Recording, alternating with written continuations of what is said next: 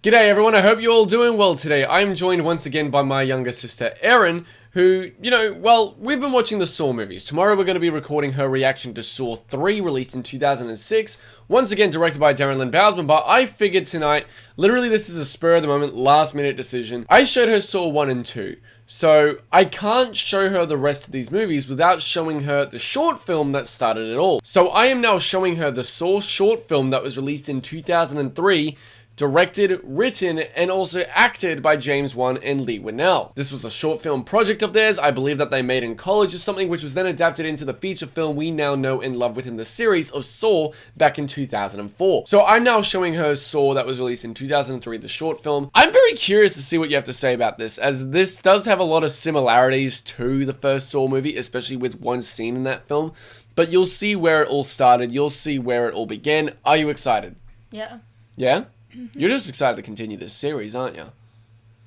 But either way, guys, I'm excited to show her. So without further ado, guys, let's watch Saw. The short film from 2003, that is. Hopefully I won't have to cut this one down as much as it's only a short film. I don't know if there's any copyright behind it. It's the same actor. Yeah, that's the same actor who played Adam. That's Leigh Whannell. James Bond. What? Photos don't have enough The detail. voice. No, it's not James Bond. I want to hear it from you in your words from the beginning. Sounds like him. Looks like him. But it's not James Bond.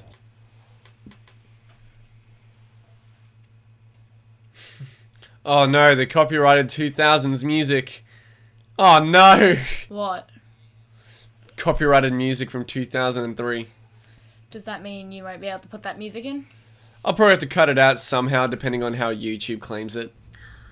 David's still waiting for that elevator. Oh yeah, he's playing a guy named David this time, not Adam.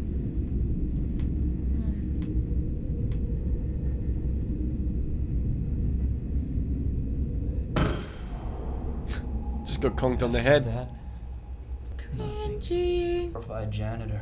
Oh no, he's a janitor, never mind. After sick people. I thought he was an Do orderly. you have any enemies there? That guy sounds Spies Aussie. have enemies and I'm an orderly. Well, I believe James Wan and Leigh Whannell, this was an Australian short Do film. this to you. No, Yeah, Lee's Australian. From Sydney, I believe. I'm nothing there. Yeah, because look at the PowerPoint behind him. That's, our PowerPoints.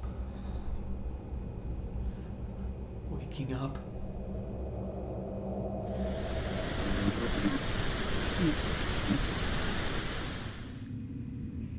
Reverse bear trap. Yeah. The reverse bear trap was the idea that was brought back in the 2003 short film. Wasn't made for the movie, but it was adapted from the short film into the movie. Just with a slightly different design. Not by much, but slightly different. What's the difference? Well, it's no longer got that big bar over the head, the clock is different and everything. One thing you'll notice is that the shots here are almost identical to the Amanda Young sequence in the first film.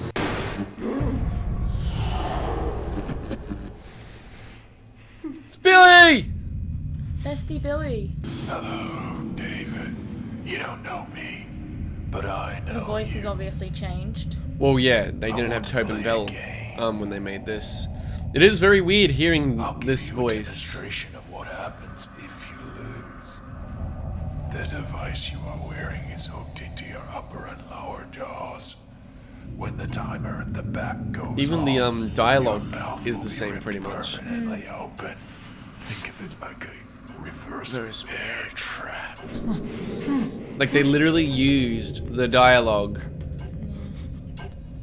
from the short film for the actual scene in the movie. Show you, dead cellmate. Look around, David. Know that I'm not lying. Live or die.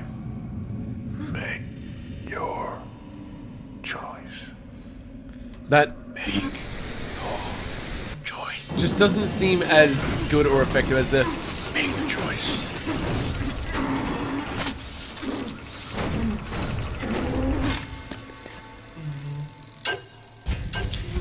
I gotta say though, I do kind of prefer like that clock ticking that's in this.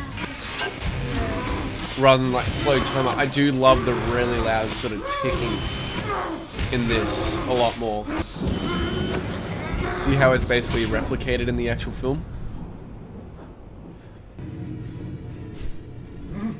Same question mark.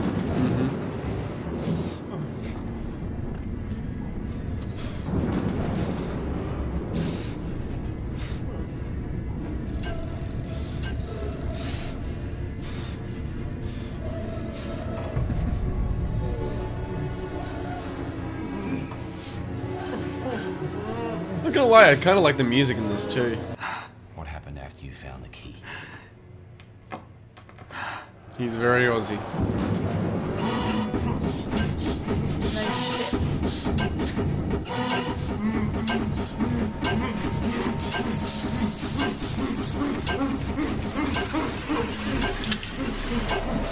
There we go.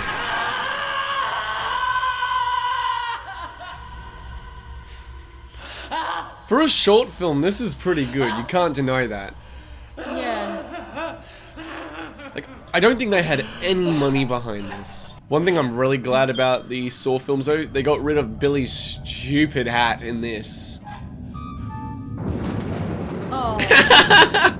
That hat. It's a... What is it? That's gross.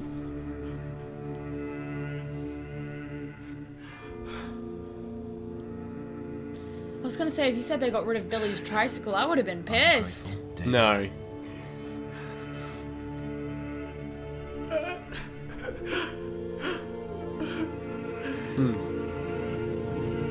He's still overacting just a bit. I know, but like, Leigh Whannell is not an actor. And I'm pretty sure it's this shot here that gave them the idea for the bathroom in Saw.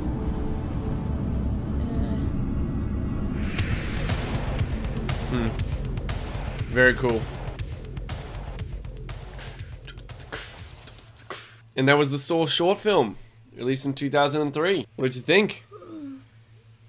I liked it. What do you think of it compared to the actual scene that we got in Saw? Like, because as you can see, like, the way that they replicate the shots, even some of the editing, and also, you know, the dialogue, it's all the same.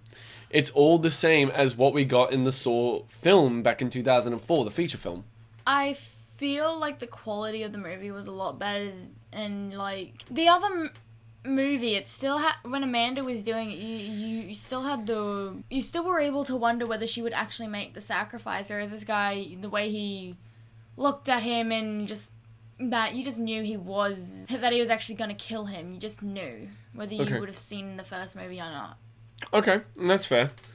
I don't know, I love seeing this, and I do constantly come back and rewatch the short film, because it's amazing to watch the short film, then right after go and watch the feature film, due to the fact that it's amazing to see what they created from such a small concept with their short film, then knowing that they had like only $1 million to work with the feature film, the fact that they got Carrie Elways, who was also Robin Hood in Robin Hood Men in Tights. He also played Wesley, the Dread Pirate Roberts in Princess Bride, and you got Danny Glover, who was Murtaugh in Lethal Weapon, who you've watched Brooklyn Nine-Nine, obviously. Jake Peralta constantly mentions and references. But like, I honestly love revisiting this, knowing where it started, then what it became, and the fact that they actually took basically all of the dialogue, line for line, and then shot for shot, edit for edit almost, from this short film, and implementing it into the feature film, where they redid everything for that scene to fit the feature, with Shawnee Smith as Amanda Young, with Danny Glover as David Tapp and everything. It's just amazing to see. I will have to admit, time lapse or like The fast-paced editing. Yeah, the fast-paced editing was definitely better in the movie. Really? Yeah, like, you were actually able to follow what her hands were doing and what her body was doing, and actually... Oh, I thought you were referring to, like, when it's, he gets out of the chair, and, like, with Amanda Young, it's, like, the sped-up, fast editing, like... Yeah, the fast editing, it was a lot better in the movie. I feel like you were actually able to follow exactly what she was doing, and I actually felt more emotion of her fear from the movie than I did in this one. That is something that they do very well. Her fear was the fear that you could actually feel it coming from the screen in the movie, but you couldn't really from this one. No, and I will agree with that, although I do think that it's really cool seeing, like, the direction where it's not the sped-up editing, and it is, like, the more dolly and pan shots, and it's not as sped up.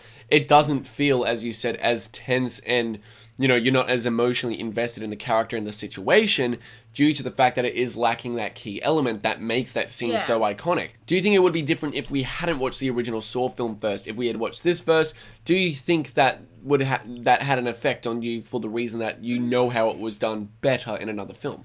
No, I probably would have still thought the same thing, thinking that you couldn't feel any emotion or any fear actually coming off of the character. The guy just looked like he wanted to get the scene done and that he didn't really care, that he wasn't actually scared. Okay. He was acting like he was actually trying too hard. Okay. And that's fair. But that is my sister's reaction to the 2003 short film Saw, which is what spawned a massive franchise to then 1 year later have a feature film directed, edited, written, and released in theaters, becoming one of the biggest box office hits in horror history at the time. But you seem to really enjoy this still. Okay, I need to ask you this. Even though it's only like a 9-minute short film, do you enjoy this more than Saw 2? Yes. Okay. Alright, okay. Saw 2 was just a little over the top. The storyline was bullshit. Anyway, guys, thank you so much for joining. Thank you so much for watching this video. I really, really appreciate it. Aaron is, I know, excited to continue with these Saw movies. We're going to be recording our reaction for Saw 3 tomorrow night. I'll make sure that tomorrow or the day after, I'll have my How to Beat Every Trap in Saw 2 video up for you guys. I'm really excited to bring those ones to you guys. Do be sure to also follow the social medias at Instagram, Twitter, Snapchat, and Twitch to watch my live streams and keep updated with your content coming to the channel. Do be sure to also click the subscribe button and the bell to get notified when new videos are up every single week. Do be sure to give this video a thumbs up. Don't forget to subscribe, and I'll see you all in the next video. Take care.